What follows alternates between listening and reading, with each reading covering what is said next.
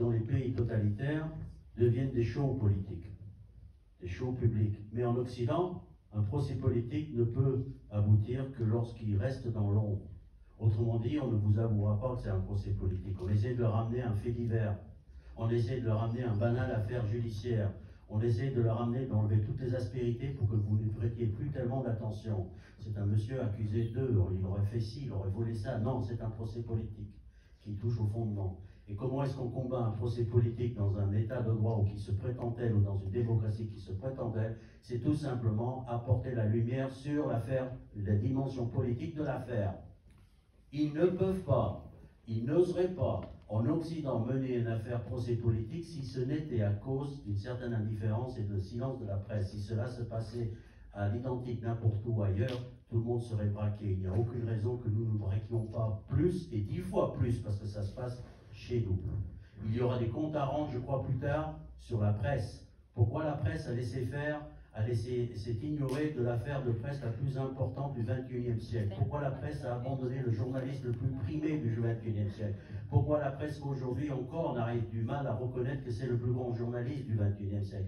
Pourquoi est-ce qu'on entend encore des arguments qui ont été debunkés, comme on dit, depuis des années et des années et des années? Pourquoi est-ce qu'ils en sont encore à faire semblant de ne pas comprendre ça? Pourquoi est-ce qu'ils refusent de nous entendre? Nous avons été devant l'école de journalisme l'autre jour pour essayer d'informer les étudiants qui étaient relativement réceptifs devant ce que nous avions à dire. Nous avons été littéralement insultés par une prof qui est sortie hystérique en nous disant que nous étions en train de défendre un violeur et un agent russe et que nous étions des conspirationnistes. Lorsqu'on a voulu lui tendre simplement l'article de Nils Melzer, le rapporteur des Nations Unies, elle a levé les bras au ciel en disant « Ne me touchez pas, ne m'approchez pas, vous êtes des conspirationnistes » et elle est rentrée. Si c'est ça les professeurs des écoles de journalisme aujourd'hui, on comprend bien qu'on est mal barré quant à savoir la vérité et le pas savoir.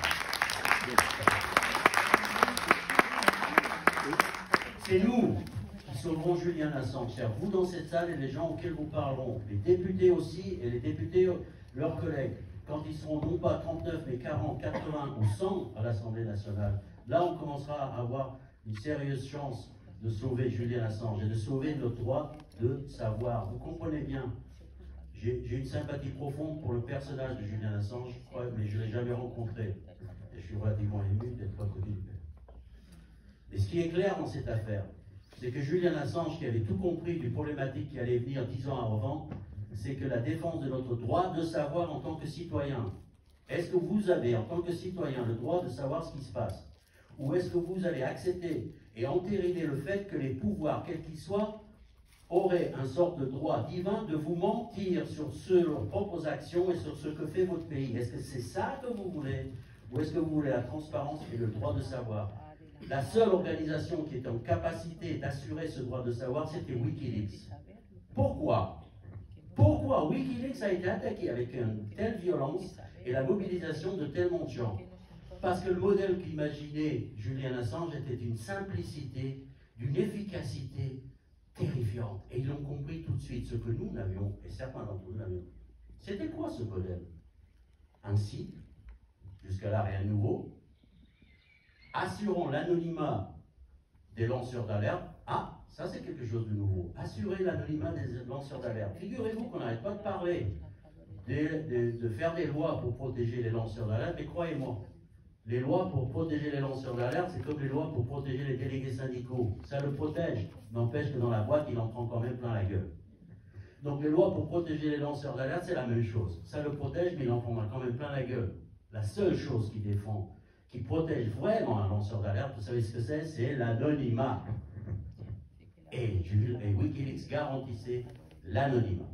Wikileaks garantissait une deuxième chose qui était inconnue jusqu'à présent, parce que des sites qui publiaient des fuites, ça existait. C'était l'authenticité des documents, c'est-à-dire un vrai travail journalistique derrière avec des vrais journalistes et des vraies équipes de journalistes. L'authenticité, plus l'anonymat, la protection des lanceurs d'alerte, et un troisième engagement qu'il ne faut jamais oublier, qui explique beaucoup de choses, l'engagement de publier.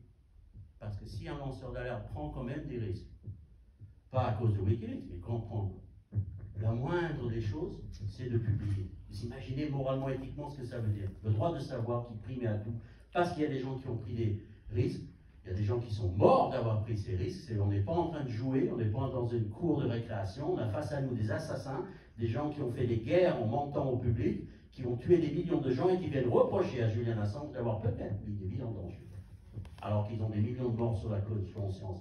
C'est pour vous dire dans quelle situation de contradiction on se retrouve aujourd'hui, à défendre le mec qui a dénoncé les crimes, à ne même pas pouvoir communiquer au public. Comment peut-on transformer en crime la dénonciation d'un crime? Comment peut-on se cacher derrière le fait que les documents soient classifiés pour transformer la révélation de crime en quelque chose de plus grave que le crime? Bienheureux le monde où les bienheureux, pardon, les criminels qui auraient la capacité, parce que c'est ça qu'on est en train d'entériner, indirectement, on est en train d'entériner le fait qu'un criminel aurait le droit de sortir un tampon et de cogner sur un papier classifié pour qu'il se protège lui-même de ses crimes. C'est de ça qu'on est en train de parler. Là, le caractère classifié des documents qui dénoncent des crimes, enfin, ne devrait même pas être mentionné dans un monde normal, avec des gens normaux, avec une presse normale, dans une démocratie normale, que n'importe qu'il soit classifié. Il pourrait être surclassifié, surclassifié, quand même bien. Il dénonce des crimes et c'est les criminels qui devraient être poursuivis. Pardon d'être aussi long, mais c'est nous qui saurons Julian Assange et c'est personne d'autre. Je ne crois pas à la charge de la brigade légère, de la cavalerie légère qui viendra à la fin de l'intervention divine du pape ou je ne sais pas qui. C'est nous, et probablement John a raison, venant surtout de la France à cause de l'ascendant de la France. On peut espérer, on peut penser à des tas de choses. Mais franchement, je crois qu'on a tous à y gagner et nous serions, mais on rendrait un service au monde entier parce que c'est l'après Assange qui se prépare. Et je ne crois pas qu'ils exagèrent, parce qu'ils viennent d'entériner très discrètement la criminalisation du journalisme d'investigation. Si on n'a pas compris ce que ça veut dire, on n'a pas compris le monde qui nous attend. Les héros sont en train d'être emprisonnés, les criminels sont en train de se bosser. J'ose dire une chose ici publiquement, vous en direz si vous êtes d'accord avec l'analyse, ça mérite d'être affiné. Je crois que l'affaire Julian Assange, c'est le point de départ du monde post-Nuremberg. L'époque post-Nuremberg, c'était déclencher des guerres sans motif était le crime des crimes. Et que dire qu'on suivait des ordres n'était pas une excuse. Là, qu'est-ce qu'on voit? Ce sont les criminels qui ont déclenché des crimes sans motif, avec des mensonges qui s'attaquent aux dénonciateurs, et aucun des auteurs de ces crimes n'a été poursuivi. Pourquoi? Parce qu'ils ne faisaient que suivre les ordres. Je crois réellement que c'est une chose, une affaire grave. Nous sommes en train de rentrer tout doucement, sans qu'on s'en rende compte, dans un période post-Nuremberg. C'est pas une mince affaire que de déclarer ça, et je veux bien qu'on me contredise, mais je crois qu'on en est là. Voilà, merci. Merci.